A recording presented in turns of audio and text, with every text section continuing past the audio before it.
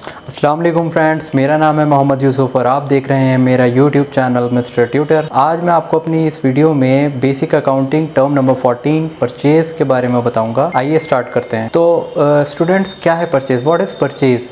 देखिए, for example mister x ने अपना बिज़नेस स्टार्ट किया इलेक्ट्रिकल गुड्स का।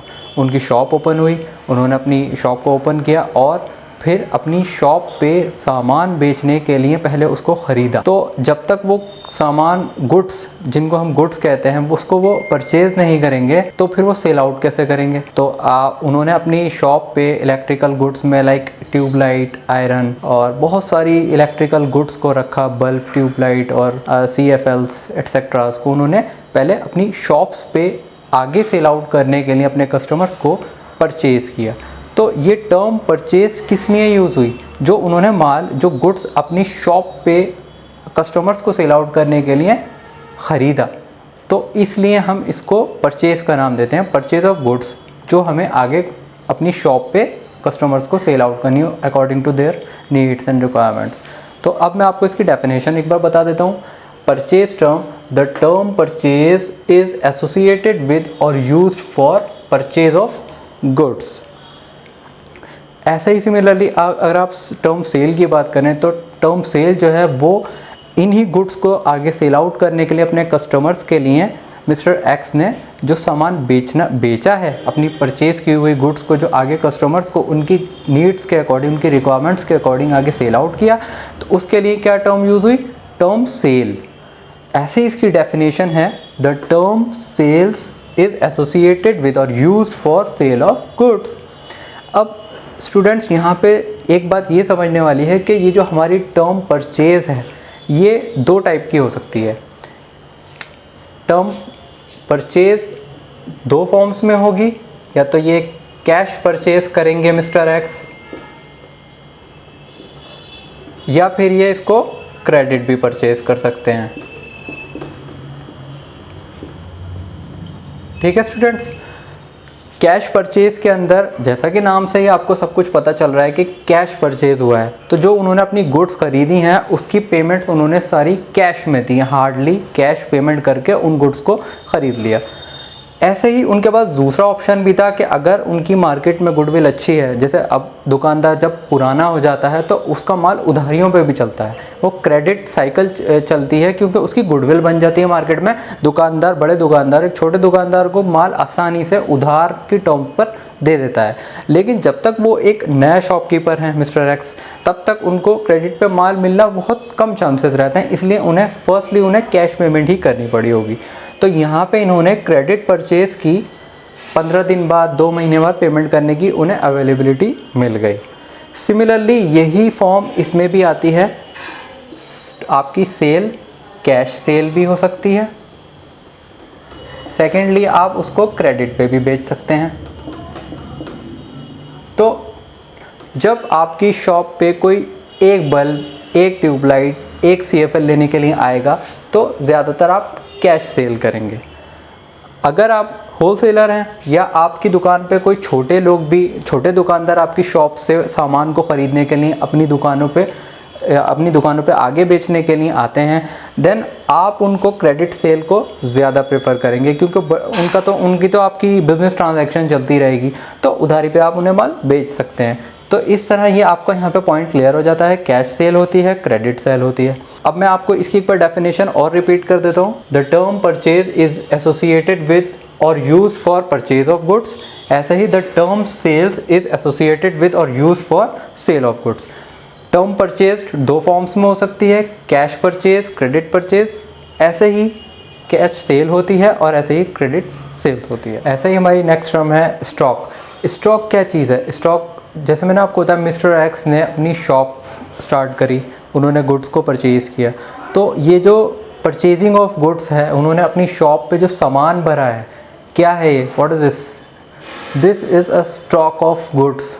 ये वो गुड्स हैं जिसको हम सबको, जो उनकी दुकान पे सामान उनके शेल्फ में, उनके गोडाउंस में जो रखा हुआ है, that is called stock.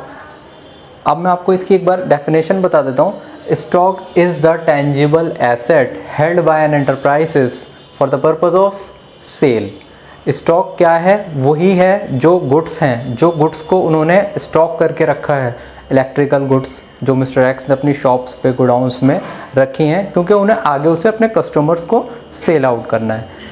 Tangible assets क्या है? मैंने आपको अपनी पिछली क्लासेस में मैंने आपको बताया था कि टेंजिबल एसेट्स क्या होती है।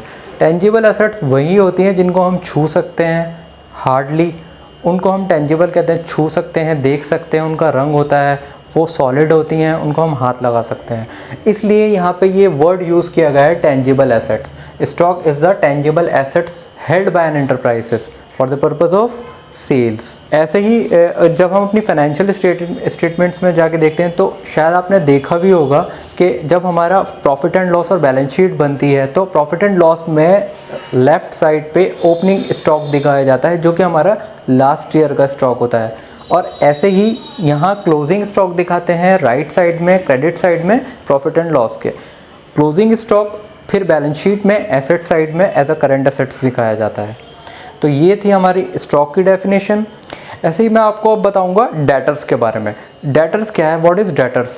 देखिए, जो डेटर्स होते हैं हमारे, वो लोग होते हैं या कोई एंटरप्राइजेस या कोई इंडिविजुअल भी हो सकता है, जिनको हम अपनी गुड्स सेल आउट कर रहे हैं या अपनी सर्विसेज प्रोवाइड करवा रहे हैं, जिनसे हमें एक मेंशन टाइमिंग में अमाउंट रिसीव्ड होना है। हम उन लोगों को इनवॉइस रेज करते हैं, वो हमारी गुड्स के लिए भी हो सकता है, वो हमारी सर्विसेज का भी हो सकता है। तो हमने अपने डेटर्स को इनवॉइस रेज किया। अब अगर हम इलेक्ट्रिकल गुड्स की ट्रेडिंग कर रहे हैं तो हम अगर इलेक्ट्रिकल गुड्स उनको सेल आउट कर रहे हैं तो हम उन्हें एक इनवॉइस रेज करते हैं, जो तो कमर्शियल इनवॉइस कहते हैं। वो हमने उनको दिया। अब वो हमारी क्रेडिट टर्म्स उनसे क्या तय हुई हुई हैं, अकॉर्डिंगली उसकी पेमेंट वो हमको करते हैं। तो जब तक वो हमको उसकी पेमेंट नहीं करते, वो हमारे क्या होते हैं? Sundry debtors. उनको हम सन्ड्री डेटर्स कहते हैं। और जब वो हमें उसकी पेमेंट कर देते हैं तो वो एसेट्स हमारी सेट ऑफ हो जाती है। इसकी डेफिनेशन मैं आपको बता देता हूँ। Sundry debtors is a person और एंटरप्राइजेस। वो कोई पर्सन भी हो सकता है अगर वो प्रोप्राइटरशिप चला रहा है, वो कोई एंटरप्राइजेस भी हो सकता है कि अगर वो उसकी कोई फर्म या कंपनी है। तो इसलिए यहाँ पे एंटरप्राइजेस का वर्ड भी यूज़ किया गया है, जिसको हमने सेल्स करते हैं हम लोग गुड्स या सर्विसेज। तो यहाँ पे ये टर्म सन्ड्री डेटर्स भी हमारी फिनिश हो जाती है। ये हमारी करंट एसेट्स होती है, जो बैलेंस शीट में राइट साइड पे करंट एसेट्स के हेड में हम लोग शो करते हैं। Next term is bills receivable. Bills receivable क्या चीज़ है? ये हमारी करंट एसेट्स ही है। इसका जो ग्रुपिंग होता है वो करंट एसेट्स के अंडर जाता है और ये भी राइट साइड में बैलेंस शीट में हम लोग रिप्रेजेंट करते हैं। बट ये BR है क्या? बिल्स रिसीवेबल वही चीज़ है जो मैंने आपको भी बताया कि जब हम अपनी गुड्स या सर्विसेज के लिए किसी को इनवॉइस रेज करते हैं और वो रिसीव नहीं हुआ, जब तक वो रिसीव नहीं हुआ, जब तक वो हमारा क्या है? एसेट्स है, तो हम उसको बिल्स रिसीवेबल कहते हैं, जो अभी हमें रिसीव नहीं हुए हैं, अनपेड है, अनरिसीव्ड है।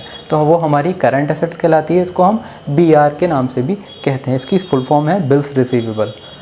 और डेफिनेशन इसकी है BR means a bill of exchange accepted by a debtor, जिसको हमने गुड्स या सर्विसेज का इनवॉइस दिया है और उसने उसको एक्सेप्ट किया है। The amount of which will be received on the specified date. Specified date का क्या मतलब है कि जो हमारा उसके बीच मुआहदा, जो हमारा कॉन्ट्रैक्ट तय हुआ है या क्रेडिट टर्म्स की हमारी जो उससे अंडरस्टैंडिंग है कि वो 15 दिन बाद हमें उसकी पेमेंट करेगा या वो उसकी पेमेंट हमें 1 महीने बाद करेगा, तब तक वो हमारे लिए बिल्स रिसीवेबल ही होते हैं। अब मैं आपको बताऊंगा क्रेडिटर्स के बारे में। देखिए, जैसे कि डेटर्स है, ये हैं क्रेडिटर्स, उसके बिल्कुल अपोजिट होते हैं। जब हम किसी से बिल लेते हैं, जैसे कि हमने कोई अपनी गुड्स परचेज़ करी अपनी शॉप के लिए, तो उन्होंने हमें क्या दिया? बिल दिया। टेलीफोन है, टेलीफोन का भी हमारे पास बिल आया, वोडाफोन से, एयरटेल से, जियो से, वट एवर इट इज़। और हमारे पास इलेक्ट्रिसिटी का बिल आया BSES से। तो ये सब क्या हैं? ये हमारे क्रेडिटर्स हैं। BSS क्या है? हमारे लिए क्रेडिटर है, हमें उन्हें पेमेंट करनी है टूवर्ड्स इलेक्ट्रिसिटी एक्सपेंस। टेलीफोन का बिल क्या है? हमें टेलीफोन की जो हमने सर्विस ली है उसके अगेंस्ट हमें उसकी पेमेंट करनी है। गुड्स जो हमने परचेज़ की थी उसके अगेंस्ट हमें पेमेंट करनी है। तो ये सब लोग क्या हैं? हमारे क्रेडिटर्स हैं, जिनको हमें स्पेसिफाइड डेट पे अमाउंट पेमेंट करना होता है। इसकी डेफिनेशन मैं आपको बताता हूँ। अ पर्सन और एंटरप्राइजेस कोई इंडिविजुअल प्रोप्राइटरशिप फर्म भी हो सकती है, या कोई एंटरप्राइजेस कोई फर्म हो सकती है जिससे हमने परचेज़ किए हैं गुड्स या कोई services. Next term is bills payable. Bills payable क्या है? जैसे कि मैंने आपको बताया था बिल्स रिसीवेबल के बारे में कि हमने किसी को इनवॉइसेस इशूड किए हैं और वो अनरिसीव्ड हैं, रिसीव नहीं हुए हैं, रिसीवेबल हैं। ऐसे ही बिल्स पेबल हैं कि हमने जिन लोगों से परचेज़ किया है अमाउंट को और हमने अभी तक उन्हें पे नहीं किया है, अनपेड अमाउंट है उन बिल्स का, या हमने टेलीफोन का बिल पेमेंट नहीं किया है, तो वो क्या है? बिल्स पेबल है जब तक हम उसकी पेमेंट नहीं कर देते। Bills payable means a bill of exchange, the amount of which will be payable on the specified date। ये हमारी करंट लायबिलिटीज़ हैं जो कि हमारी लेफ़्ट साइड में लायबिलिटी साइड में करंट लायबिलिटीज़ में शो होती हैं। ऐसे ही अब नेक्स्ट टर्म है गुड्स। स्टूडेंट्स, गुड्स क्या है? गुड्स वो फिज़िकल आइटम ऑफ ट्रेड है जिसकी हम लोग ट्रेडिंग करते हैं। जैसे कि इलेक्ट्रिकल शॉप पे इलेक्ट्रिकल गुड्स में CFL, ट्यूबलाइट, बल्ब, वायर, ये सब क्या है? फिज़िकली हम इसको टच कर सकते हैं, ये हमारा फिज़िकल आइटम है ट्रेडिंग का, उनको हम गुड्स कहते हैं। गुड्स में बहुत सारी चीज़ें आ सकती हैं जो भी फिज़िकली हम उसको छू सकते हैं। तो गुड्स की डेफिनेशन है goods are the physical item of trade of which we purchase and sales. Next term है कॉस्ट। कॉस्ट क्या चीज़ है?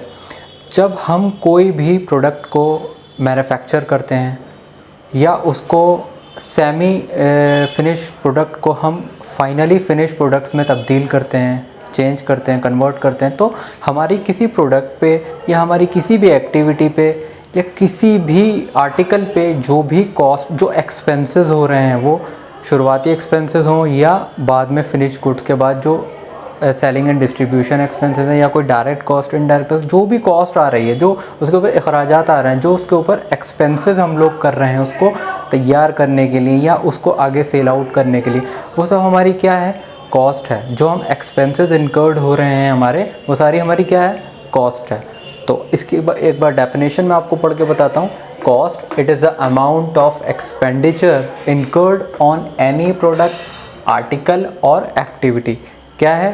कॉस्ट। जो हमारा रेवेन्यू ऑपरेशन है, रेवेन्यू ऑफ ऑपरेशन है, उस रेवेन्यू ऑफ ऑपरेशन में से जब हम सारे अखराजात, सारे एक्सपेंसेस को लेस करते हैं तो हमें अपनी नेट इनकम रिसीव होती है। नेक्स्ट टर्म है हमारी वाउचर।